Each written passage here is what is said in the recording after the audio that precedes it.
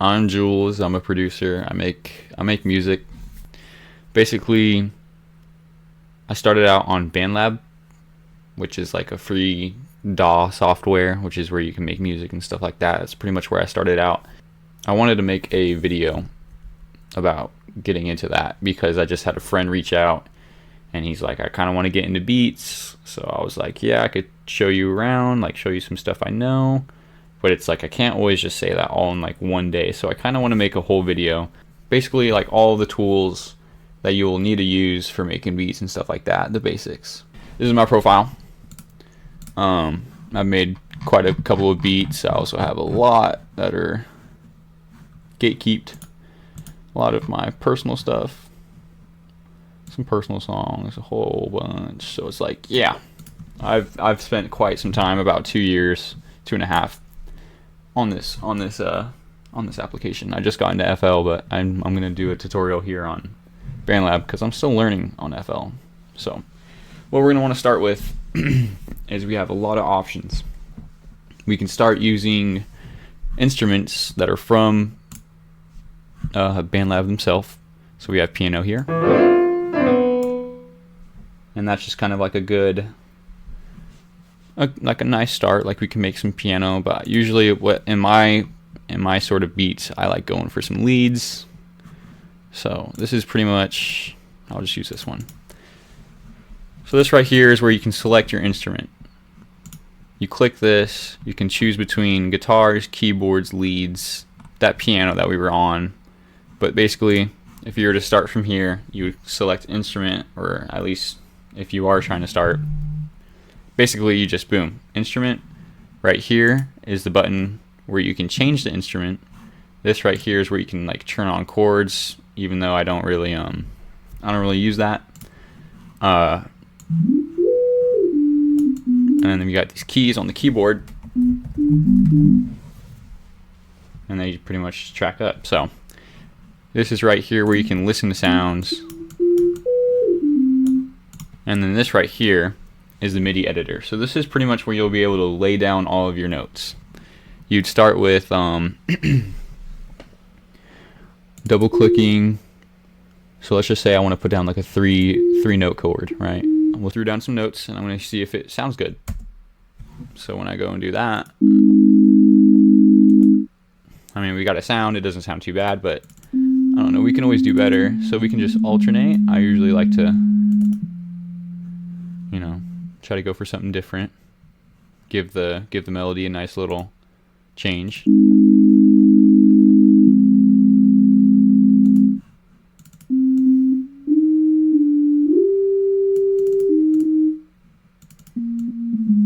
I don't know. But I mean, right here we're at 120 BPM. This is very hard to explain. So, I don't know. Let's start from all the way back. Okay, so right here, don't even mind this. I'm going to show you pretty much the controls of this. So this is your ultimate like output of volume. If you were to play something like this melody I made here, you can see it only goes up to that. But if I were to extend that, it's going to be a lot more louder. So that's just to adjust. You can have it quieter. Sometimes you might have to with like your 808s, certain stuff like that. I mean, unless you're really good at sound engineering and you can control like all the high and low ends. But I mean, even I'm not that advanced yet. So I mean, that's just the basic volume output ultimate. This right here is your timestamp. So you can either measure the bar, which is this right here, and then how many beats it plays. Boom.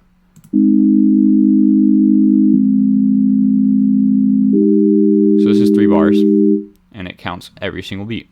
But I usually like to keep it in minutes and seconds, just to see how long the track goes on for. So this is 1 second, 2, 3, 4. Plays out to about 6.3 seconds. But that's just a measurement to see how long either your tracks can go or how many beats per minute it makes, which is this right here.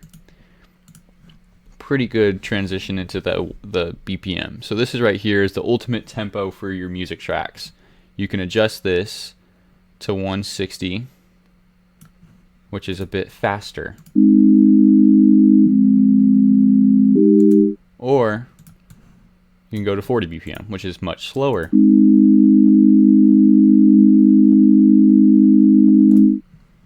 Usually it's going to be at default of 120 BPM. I would recommend staying on that. Nice little tempo there. And speaking of, tempo, we've got metronome. This is pretty much not an instrument, more like a tool to help you keep track of the rhythm. So it's like 1, 2, 3, 4.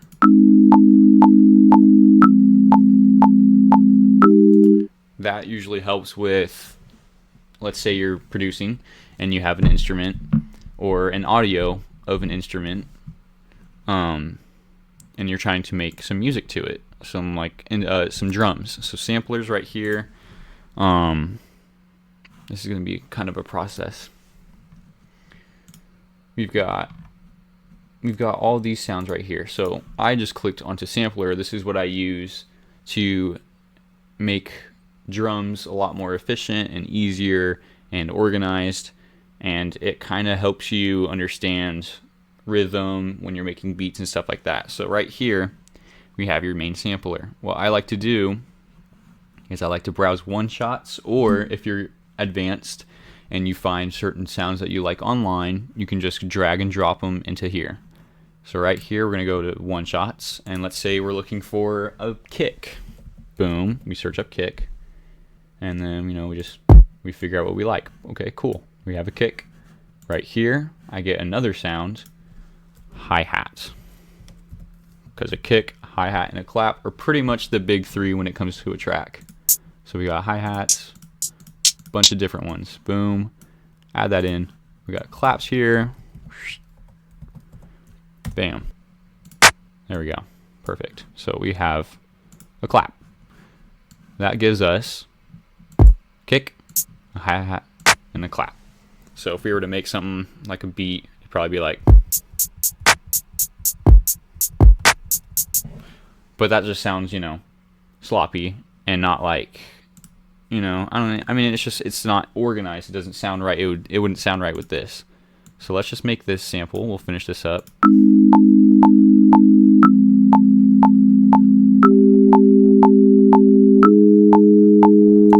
Okay, that's not too bad. So this is like kind of a lo-fi beat we're going for right here. Usually I'm into like trap beats, stuff like that, super high paced, high tempo. That'd be like 160, stuff like that. But 120 is a good starter tempo, I'd recommend. So we got a nice little 4-chord melody going on here, and we can loop it using this. This is a loop bar. You can drag it to how long or how short you like. So if you like these 2 chords, it's gonna loop it. So we got our clap, we have our hi-hat, we have our kick. This right here is another MIDI editor, kind of like how we used it right here, pretty much exact. However, you'll see that it's a lot more tightly gridded. So we have our kick. I usually like to start our kick off, so it's gonna be, what I like to start is build a clap first. So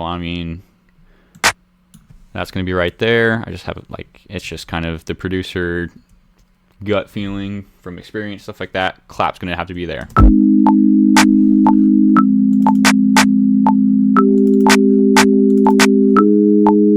So we got a clap laid out. Boom.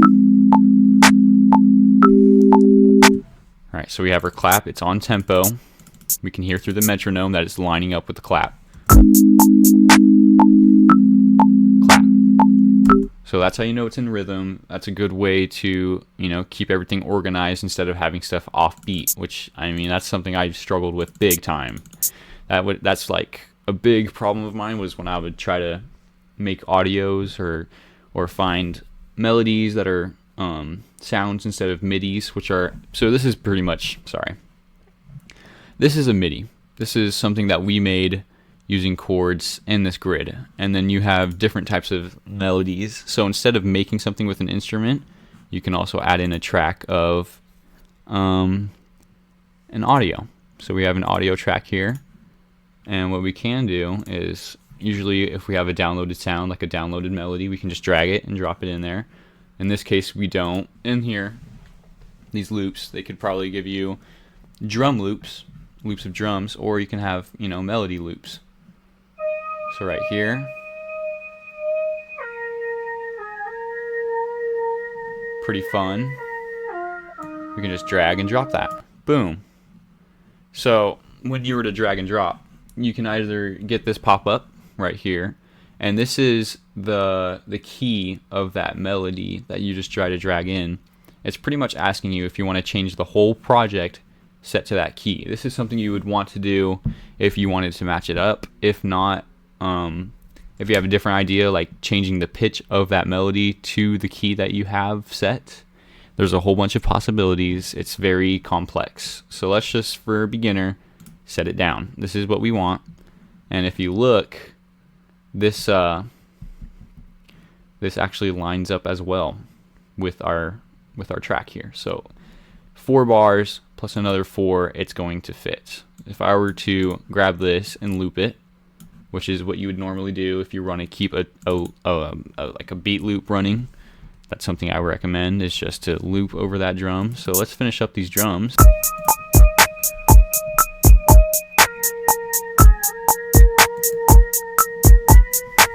So yeah, that's lining up with this, but I mean, if you want to lay down some stuff, I'm just muting. Okay, so that's another thing I should tell you. So this right here, these buttons, this M and S on the side, these are pretty much your controllers for your tracks. These control if you want to mute your track or if you want to hear only that one track. This right here is the mute the track. So if you were to not want to hear this track right here, you press mute. It would only play these two. So now those two are only playing and this one is muted. If you click it once again, it won't be muted. That's how you mute stuff. Now this S right here is a whole different thing. So this right here is pretty much, I just want to hear this. I don't want to hear anything else in the entire project. You click that, it mutes the rest of the everything else in the track.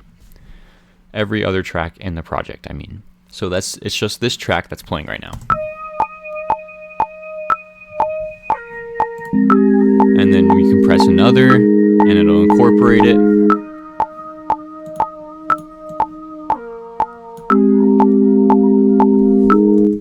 So you see that right there. This is a loop icon. So you highlight something and you see that has a loop. Once you hover over that, you'll see this arrow indicator and you can drag as long as you like and it'll follow. So let's just keep it to this 8 bar to keep this, you know, nice little loop going. So we have these two melodies here and we have a drum loop.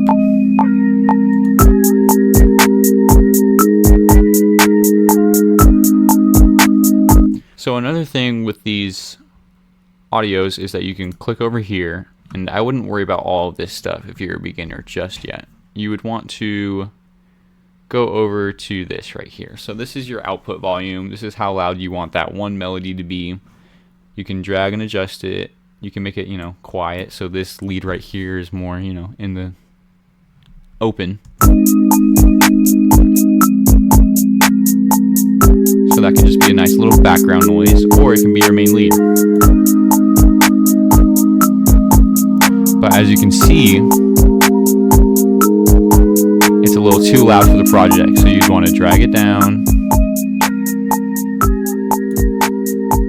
even more, just so where it doesn't touch that at all. You don't want to see those red dots at the end. That means that it's way too loud and your project will sound very disordered, unless that's what you're going for, and like super hard trap, like 808s, booming, stuff like that. I mean, but it really does distort your track. So I would try to stay away from that and try to balance that and your super loud low ends like 808s, which are pretty much the big booms that you hear, or bass, same with that. But we have, as you can see, the metronome is actually a factor in that. So if you turn off that metronome, then you'll be just fine. So that's not touching and still pretty loud for us to enjoy. That's a good thing. That's just from the volume right here. That's what we want. That pretty much adjusts, you know, how loud you want certain stuff to go. This right here is called pan. It's pretty much, if you're, so let's say there's two speakers and you're playing this track on two speakers. You have them left and right. This pretty much here slides the volume to either the right speaker or to the left, and you can balance it. You can have one sound play more on the left or just play straight into the left, and vice versa. So I'm wearing headphones right now, and if you are too, you'll probably hear how this works. This is at center. 0 is center, which means that it'll play in both sides of your headphones. You drag it to one side, it'll play through that left side. Other way, which is the right, it'll play through the right. So if we listen to this at the centered area, you'll start to hear it when I start churning it. So if I were to go like this,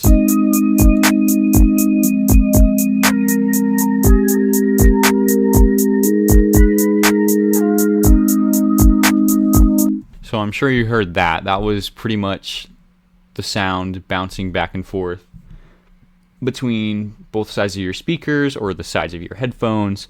It kind of gives off like a pretty cool effect. So if you were to, you know, what I like to do in most tracks when I can is if I have too many crowding sounds, I just put it at like 15 so you can slightly hear it but still hear it in the middle. You just hear that more on one side. And then with another sound like this, you can do the same thing. So that'll be in effects. And then you can just slide that up to 15 as well. So that means that the sounds aren't exactly centered in your headphones, but they're not exactly separated to where you can tell. It kind of blends in and it's pretty smooth, but you can still kind of sense the fact that it's kind of separated. You'll hear one sound play in one and then the other sound play in the other side.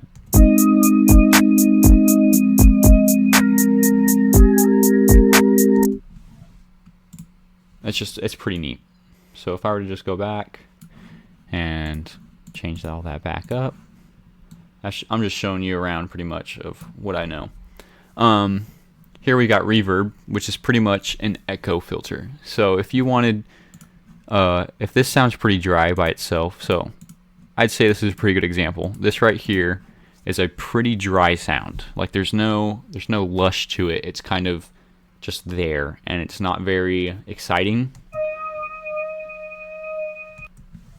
If we were to add that reverb, it'll make it sound more full, and it would make the melody kind of more interesting and exciting.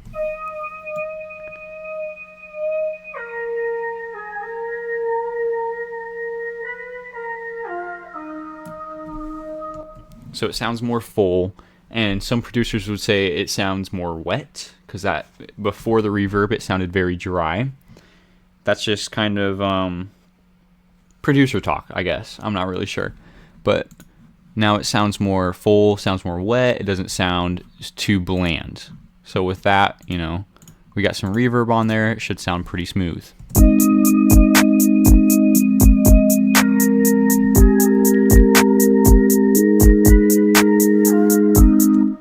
Alright. And then I guess the last thing I could show you is this right here. So this right here is your key selection.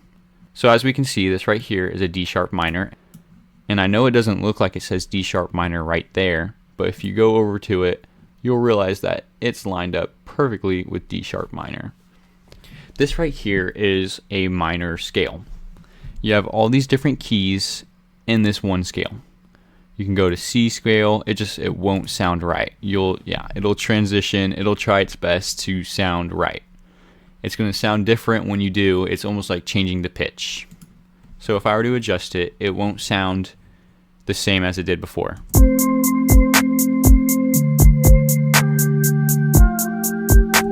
It's kind of a fun way to see how different your music can sound. So if you don't like how bright or how high of an octave a certain thing is, you can always just change it down to a different scale as the whole beat, and then maybe you'll find something better you like. If not, you can just stick with what you like. So this right here is a major scale. It's a completely different scale, and we can just go over and select A major. Boom. Then we can transition it, and maybe we'll like it.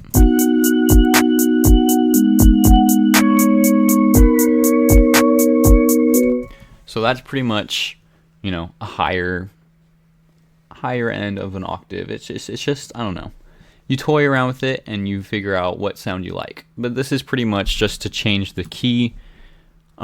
This is kind of an important thing. So if you were to incorporate something else, like another track, I would just want to hear what would sound right, because you can't just put down random keys and expect it to all line out perfectly. You kind of have to know a little bit of music theory, or you just got to have a good ear. So let's say we're just listening to this one, right? And it's in A major scale. I couldn't just go and make another track like this real quick and just start playing a random note. It's going to sound sour and it's not going to sound right. So if we were to make this sound, so if I were to add that, see how it kind of sounds sour, doesn't really match up. If we were to find the right sound, that sounds about right. See how smooth that sounds? You don't have to know music theory, but you do have to know if things sound sour or not. This key right here is probably in A major scale. I'm not a professional when it comes to it, but if I were to play that, I'm sure it would line up. So this right here, as you can see, is already set to A major scale thanks to this. A good way to figure out if something is in the same key is this right here. So thanks to this right here, you set the key, the project's key, and we add another instrument, it's gonna automatically add in what scale this is in. So this is A major, it has it selected right here. You'll see these notes right here. There's all this yellow dot on them, and you're wondering what that is, but these are basically the notes that you can play, and those are the ones that will fit in the scale. So that key that we put down is actually this one right here, and this one has a yellow dot, which means it lines up with the A major scale and it is in key. Same with this one. If I were to put this one down, it would sound great too, but this one right here is just a little off. It sounds off-putting. But these right here, these highlighted ones, are all in the A major scale, and they're all technically in key. So this one that I put down, being T, this T key is highlighted in the A major scale and lines up perfectly, and it sounds good with this chord right here, and it will sound good with this sound as well, because this is also, so it says D sharp major, however we changed to A major, so it's all going to be in key. So that's pretty much the scale, and you know, you kind of have to be mindful with what you put down. You got to make sure it's all in the same key, and with that trick, you can just you can have a set key, and then you can go over to your keyboards and set it yourself. So like if it was, I don't know, E major, you would just change this A to E, or it'll just do it for you. That's the thing with Bandlab, it's pretty smart, and it wants to make sure that everything's in key. It tries to make everything as best as it can. So that sounds a lot better. I kind of like that instead of being so high pitched.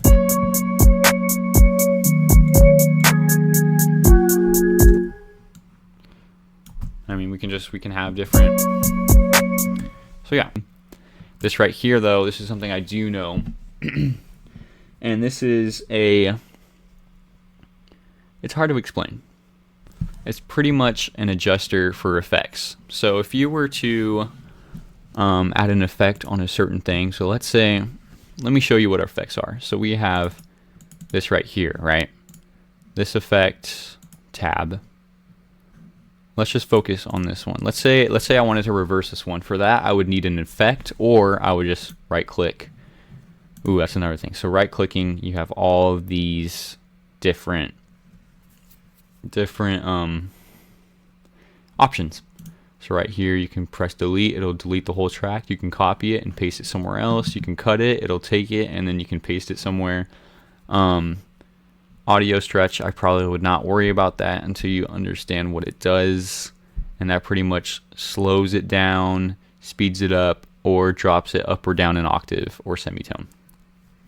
Analyze the region. This is pretty much for anything that you download and it doesn't tell you what the tempo is. So this 105 tempo, if it doesn't show that, that's a good way to figure out the tempo of something. So this, it's already set to like 120, but it would say it's at 93 BPM for some reason. I'm not really sure. However, we know that it's in tempo at 120 with 4 to 4 bars. It's confusing, but you kind of have to pretty much measure everything up with your beat or else it will sound offbeat. So let's say this was offbeat, like let's say if this was like stretched out or a little bit more and it won't loop right. So let's just listen to that.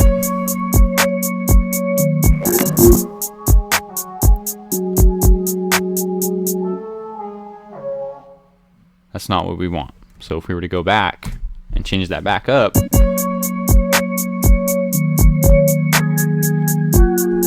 we see that everything is transitioning and everything sounds on time, on beat, because it's all lined up with this bar. Oops, all lined up right here. And then these are all lined up here. But this right here lines up with this next bar. It's just a good way to keep yourself organized and to have good beats that will loop well and sound well. So we have effects here, and let's say I wanted to add something to it. Like let's say I wanted an echo on this, right? Because it's still too dry. We can turn off this reverb because this will probably, be too reverbed or too loud. So let's say it's way too dry and reverb doesn't sound enough. We have this filter echo. You can hear the echo from that. So this is an effect that is on that one track right here. So this right here, you can see that there's an effects button. I have the filter echo on there, and we can always adjust it how we want. So we can turn it all the way up. This will make it echo for quite a while. And then you can drag it down to just about one, just one echo. It doesn't want to echo after that. So that kind of sounds a little robotic. I kind of like to smooth it out with some humanized type of thing. So I like 20% for like melodies. It kind of fades off before it starts playing the next type of change in the chord. So this will sound pretty nice.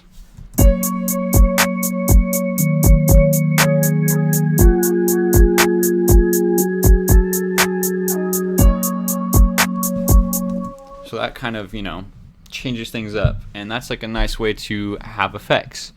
So right here, what I was talking about earlier, this is where you can adjust certain things. We have all these different factors here, and we can all adjust those using these bars, these white bars that pop up. So let's say I don't like the mix of it. So this is default right now. I'm not really sure what it's at. It's at 40%. We can do this. Let's start it from 0. So this should mean that there's not a very strong echo. There's going to be an echo. It's part of the effect, but it's just not as strong.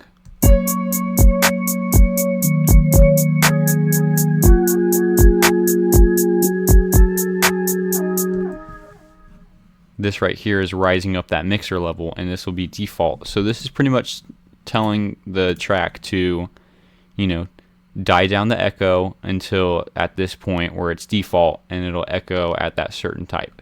So you can have this all the way up to like 100%, and it'll slowly rise up. You'll realize it.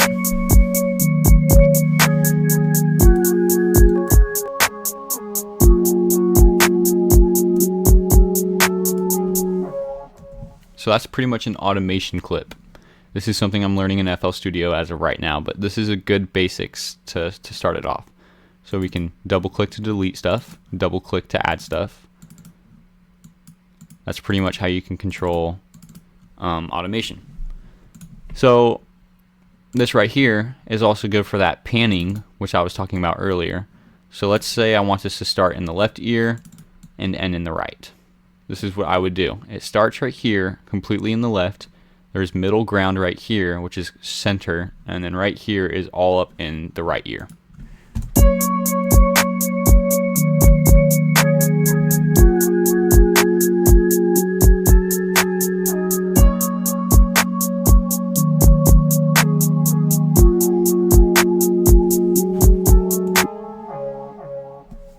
So I don't know if you could tell at first, but basically you can hear this audio track, this one that we're always putting the effects on, it kind of dances around the back of your head. So that's going left to right, and you can definitely feel that if I were to do this. So this is pretty much going left to right, back to left to right.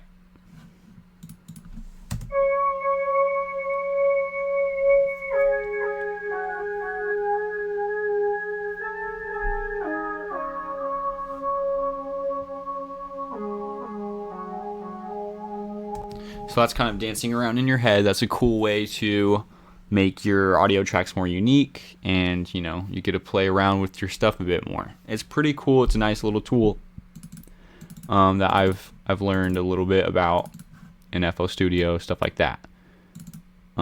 Basically, if you were to delete everything, it goes back to 0, so it's centered. It's not playing in either left or right, but it still has that effect, you know, the echo effect. So another thing I want to show you out before I end this video is vocals, lyrics, notes, stuff like that. So let's say you have some lyrics to this track that you just made, but you don't want to like have them written down in front of you, so and so. Like, this is a cool way to add your vocals and just kind of read them while you're going and recording this. So let's get into recording stuff. Let's add a track. You're going to want to use your voice if you're going to record your voice. So this right here is pretty much making sure that it's hearing what you have to say. So if I were to try and do this myself, there we go. You can hear how my audio is being picked up on Bandlab. So it's picking up my voice right now. This is where you'd want to go to record. So you press start recording, and then you record it down. This is my voice, it's picking it up. I'm obviously not going to sing, I'm not a singer, guys. I'm sorry if I let y'all down, but it's right now picking up my voice, and it's playing over the track right now. So that right there, I just stopped it by pausing. That's a good way to end your vocals or end your recording super quick. You could also just go ahead and click it. But if we were to run this back, you would hear my voice on the track right now. This is my voice, it's picking it up. I'm obviously not going to sing, I'm not a singer, guys. Yeah, lovely voice, beautiful angel, I know. And that's a good way to add your vocals or your song onto Bandlab. Yeah, that's just a way to, if you were to make a song, make a beat, and you're like, okay, I want to rap on this, I want to sing on this, so-and-so, you would just go ahead and do that. That's how you import audio. You can also do it from your phone, but that's a whole different process. I'd probably search up a video for that.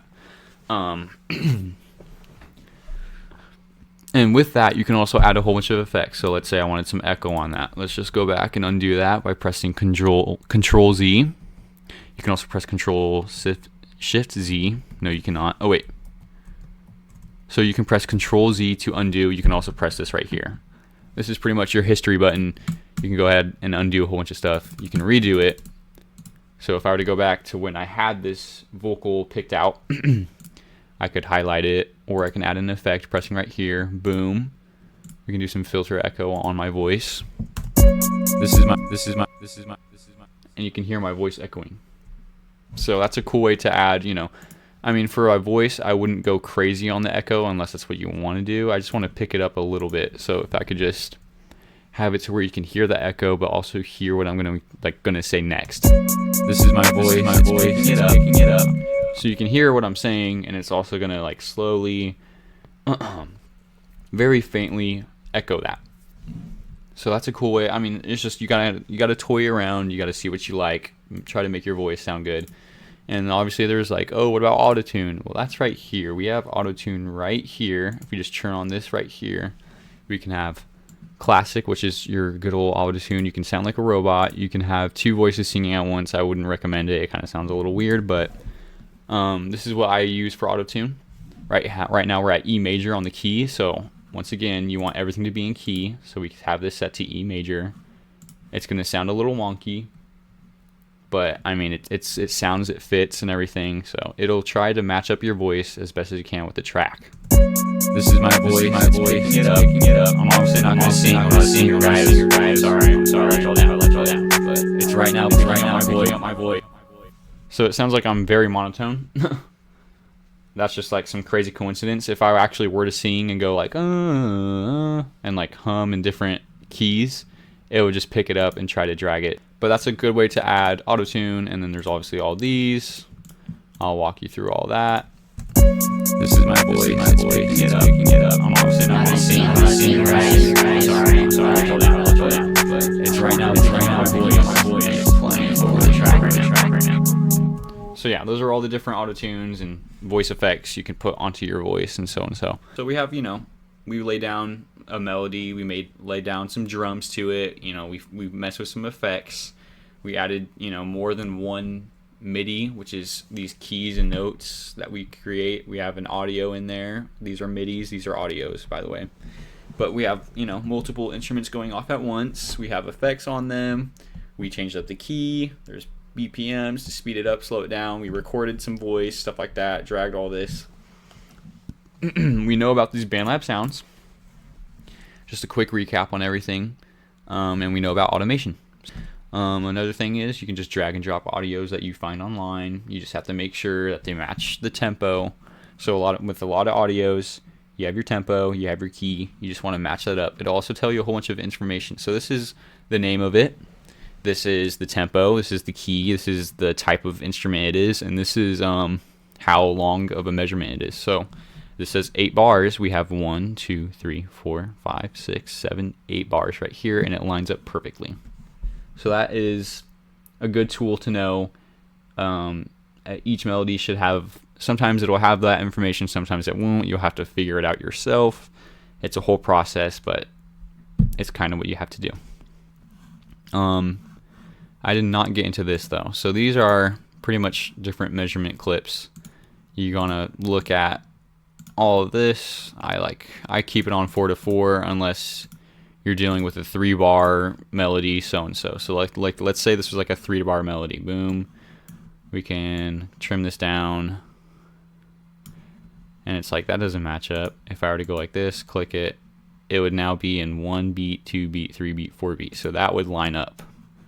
But I mean, I wouldn't recommend it because this is now not lining up with your key. You'd want that to be like right here. So definitely don't mix the 4 bars, the 3 bars, so and so. I would just stick with reading this, adding it, so and so. Another thing, sorry, this loop right here, it's pretty much that loop button. This right here, you brings you all the way back to 0 unless you have a start of a loop somewhere like this. Boom, it brings you to the start of that end loop cycle. This right here, play and pause. This right here stops it. You can just boom, stop and play back. This right here, magnetic grid, I would definitely recommend this. You can see how it snap tool pretty much. You can see how it snaps into place when I'm dragging it along. Without that tool, it's kind of free to go. I can just, it doesn't snap along, and I can just adjust it to any time I want. That's for like dealing with super close-up stuff. Like we're looking at milliseconds of time here. And if we were to have it at like a super intricate place, this is like a good way to line up your voice and like your vocals, because it's kind of hard to get that robotically. It's hard to explain, but yeah, I would keep that on when you're making a beat, making drums. But I'd probably turn it off when you're recording vocals so you can line them up super smooth to where you want them at the right time. You have a save button, so this will save. If you were to make something and you like it and then you don't save, chances are that you can't back that up. So please make sure you save your projects. This is to publish it, so when you're done with all your saved projects and you come up with something super nice, you're like, why don't I publish it? You click over here, you fill out everything you want, and then you can publish that out. Easy peasy. That's the basics. Pretty much summed up. Here we go. So that's pretty much the basics of Bandlab. That's pretty much all I knew, all that I wish I knew when I started making music, because I've struggled a lot with making stuff on beat, and I needed a video to learn all of this. However, I couldn't really find that video, so I just decided to make it. Once I learned basically everything, I switched over to FL Studio. It's a whole brand new thing. I'm watching videos about that too. I'll probably make one for FL eventually, but right now it's all a learning process. When you're making beats, it takes time, everyone. Like, you can't just become great overnight. I'm at about 2.5 years. I'm still learning, almost 3, so whatever. It's not a competition. It's not a race. You start on your own time, and you learn and grow from watching videos, and just keep going at it and experimenting. So good luck to everyone. I'm super glad that you're getting into beat making or song producing, music, whatever.